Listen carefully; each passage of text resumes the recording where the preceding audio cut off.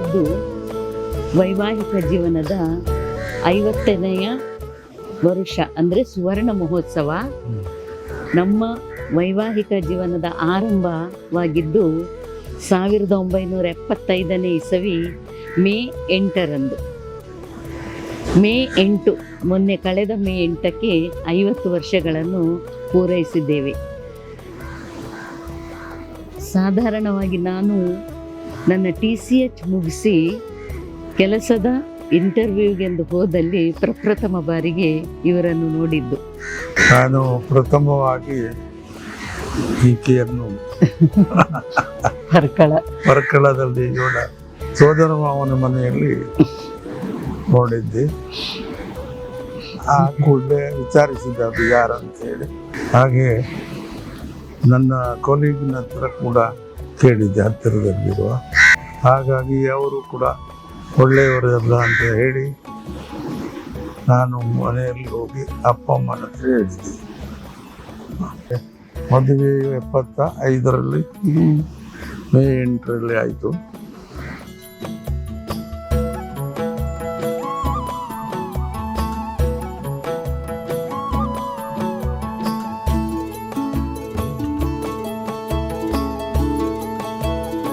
ಇಲ್ಲಿ ನಮ್ಮ ಇಲ್ಲಿ ತಾಯಿ ಮನೆಗೆ ಹತ್ತಿರ ಅಜ್ಜರ ಕಾಡಿನ ಭುಜಂಗ ಪಾರ್ಕ್, ಅಲ್ಲಿಗೆ ಆವಾಗ ಹೋಗ್ತಿದ್ವಿ. ಹಾಗೆ ಆವಾಗ ನಮಗೆ ಮದುವೆಯಾದ ವರ್ಷದಲ್ಲಿ ಬಂದಂತಹ ಕನ್ನಡ ಸಿನಿಮಾ ಶುಭಮಂಗಳ, ಅದನ್ನು ನಾವು ನೋಡಿದ್ವಿ. ನಮ್ಮ ಮನೆಯವರು ಇವರ ಮನೆಯವರನ್ನು ಜೊತೆಯಾಗಿ ಕರೆದುಕೊಂಡು ಹೋಗಿ ತೋರಿಸಿ ಆನಂದ ಪಟ್ಟಿದ್ದೀವಿ ನಾವು. ಹಾಗೆ ಆವಾಗದ ಕಾಲದಲ್ಲಿ ಸಾಮಾನ್ಯವಾಗಿ ಸಿನಿಮಾ ನೋಡುವುದು, ಹಾಗೆ ಮಕ್ಕಳಾಗುವವರು ಆವಾಗ ಹೋಗ್ತಿದ್ವಿ. ನಮ್ಮ ಜೊತೆಗೆ ನಮ್ಮ ಹೆತ್ತವರು, ಅಕ್ಕ ತಂಗಿಯವರು ಇರ್ತಿದ್ರು. ಹಾಗೆ ಇವರ ಮನೆಯವರು ಬಂದಾಗ ಅವರನ್ನು ಜೊತೆಯಲ್ಲಿ ಕರ್ಕೊಂಡು ಹೋಗಿ ಬಂದಿದ್ದು ಉಂಟು. ಇವರು ಕ್ರಿಶ್ಚಿಯನ್ ಹೈಸ್ಕೂಲಿನಲ್ಲಿ ಪ್ರಾಧ್ಯಾಪಕರಾಗಿ ಸೇವೆ ಸಲ್ಲಿಸಿದ್ದರು. ನಾನು ಆವಾಗ ಕೆಲಸದ ಬೇಟೆಯಲ್ಲಿ ಇದ್ದೆ. ಹಾಗಾಗಿ ವೈವಾಹಿಕ ಜೀವನದ 2 ವರ್ಷಗಳ ನಂತರ ನಾನು ಶಿಕ್ಷಕಿಯಾಗಿ ಕೆಲಸಕ್ಕೆ ಸೇರ್ಪಡೆಗೊಂಡೆ. ಹೀಗೆ ನಮ್ಮಿಬ್ಬರ ವೈವಾಹಿಕ ಜೀವನದ ಆರಂಭವು ಈ ರೀತಿಯಾಗಿ ನಡೆಯಿತು. 2 ವರ್ಷಗಳ ನಂತರ ನಮ್ಮ ಪ್ರಥಮ ಪುತ್ರ ಚಿ ಪ್ರಶಾಂತ್ ಇವರ ಜನನವಾಯಿತು. ಅವರ ಲಾಲನೆ ಪಾಲನೆ ವಿದ್ಯಾಭ್ಯಾಸ, ಅದರ ಜೊತೆಗೆ ನನಗೆ ಶಿಕ್ಷಕಿಯಾಗಿ ಕೆಲಸವೂ ದೊರಕಿತ್ತು. 10 ವರ್ಷಗಳ ನಂತರ 2ನೇ ಪುತ್ರ ಚಿ ಪ್ರೀತಮ್ನಂದು ಜನನವಾಯಿತು. ಮಕ್ಕಳ ಲಾಲನೆ ಪಾಲನೆ, ಆಟ ಪಾಠ, ವಿದ್ಯಾಭ್ಯಾಸ, ಹೀಗೆ ದಿನಗಳು ಕಳೆದದ್ದೇ ಗೊತ್ತಾಗಲಿಲ್ಲ. ಅವರಿಗೆ ಎಂತ ಹೇಳಿ, ನೀವು ಹೇಳಿ. ಮೇಡಮಿಗೆ ಮಕ್ಕಳ ಅಂದರೆ ಭಾಳ ಇಷ್ಟ. ಸಣ್ಣ ಮಕ್ಕಳ ಕ್ಲಾಸಿಗೆ ಮಕ್ಕಳನ್ನು ತುಂಬ ಮುದ್ದು ಮಾಡುತ್ತಾಳೆ. ಸರ್ಗೆ ಎಲ್ಲವೂ ಸಸ್ಯಾಹಾರಿ ಮಾಂಸಾಹಾರಿ ಎಲ್ಲ ಅಡುಗೆಗಳು ಇಷ್ಟ. ಮಾಂಸಾಹಾರ ಸ್ವಲ್ಪ ಹೆಚ್ಚು ಇಷ್ಟ.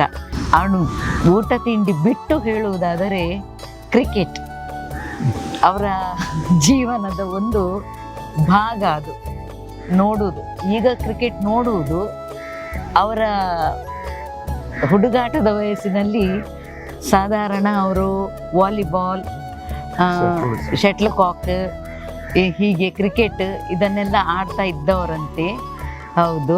ಇನ್ನು ಸಂತೋಷದ ಸಂದರ್ಭಗಳಂತ ಹೇಳಿದರೆ 2007ರಲ್ಲಿ ನಮ್ಮ ಹಿರಿಯ ಪುತ್ರನಿಗೆ ವಿವಾಹವಾಗಿ ಸೊಸೆಯನ್ನು ಮನೆ ತುಂಬಿಸಿಕೊಂಡೆವು.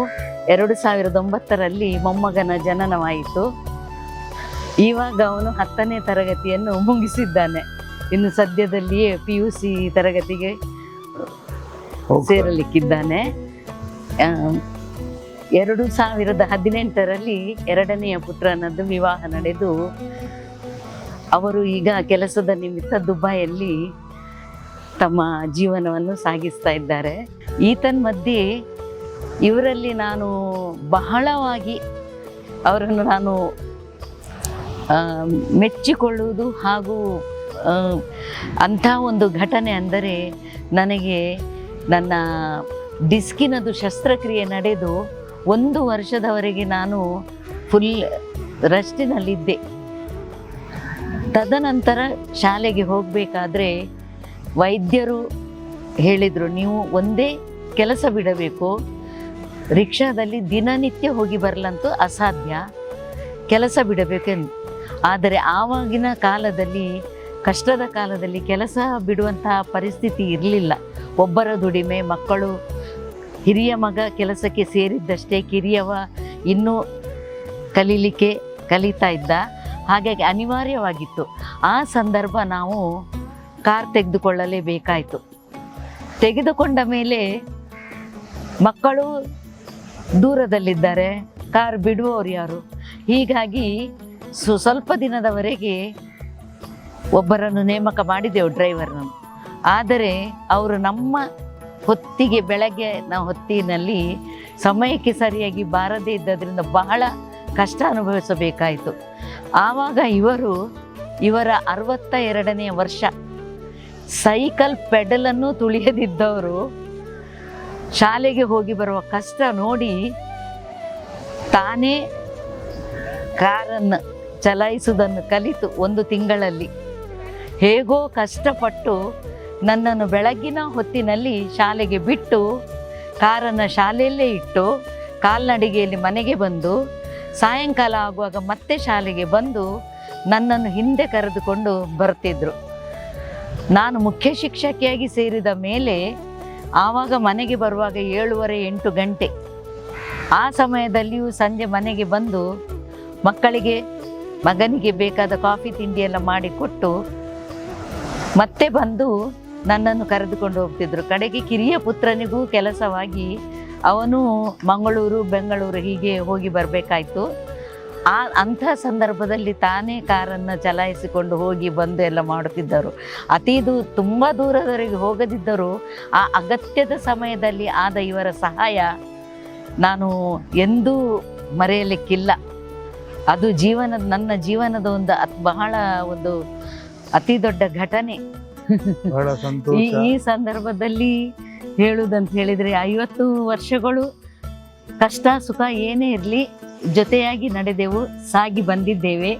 ಇನ್ನು ಮುಂದಿನ ದಿನಗಳನ್ನು ನಾವು ಹೀಗೆ ಏನೇ ಅಡೆತಡೆಗಳು ಬಂದರೂ, ಇಬ್ಬರಿಗೂ ವಯಸ್ಸಾಗ್ತಾ ಇದೆ, ಏನೇ ಆದರೂ ನಾವು ಜೊತೆಗೂಡಿಕೊಂಡು ಮುಂದಿನ ನಮ್ಮ ದಿನಗಳನ್ನು ಸಂತೋಷದಿಂದ ಕಳೆಯೋಣ. ಹಾಗೆ ನಮ್ಮಿಂದ ಮಕ್ಕಳಿಗೆ, ನಮ್ಮ ಬಂಧುಗಳಿಗೆ ಎಲ್ಲರಿಗೂ ಸಂತೋಷ ಸಿಗುವಂತೆ ನಾವು ನಡೆಯೋಣ ಆ ಪಥದಲ್ಲಿ ಎಂದು ಈ ಸಂದರ್ಭದಲ್ಲಿ ನಾನು ಹೇಳಲು ಬಯಸ್ತೇನೆ.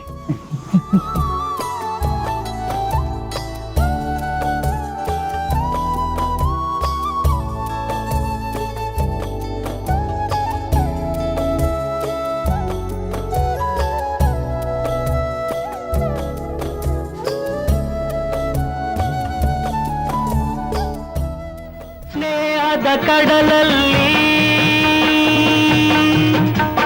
ನೆನಪಿನ ದೋಣಿಯಲಿ, ಸ್ನೇಹದ ಕಡಲಲ್ಲಿ ನೆನಪಿನ ದೋಣಿಯಲಿ, ಪಯಣಿಗ ನಾನಮ್ಮ ಪ್ರೀತಿಯ ತೀರವ ಸೇರುವುದೊಂದೇ, ಪ್ರೀತಿಯ ತೀರವ ಸೇರುವುದೊಂದೇ ಬಾಳಿನ ಗುರಿಯಮ್ಮ,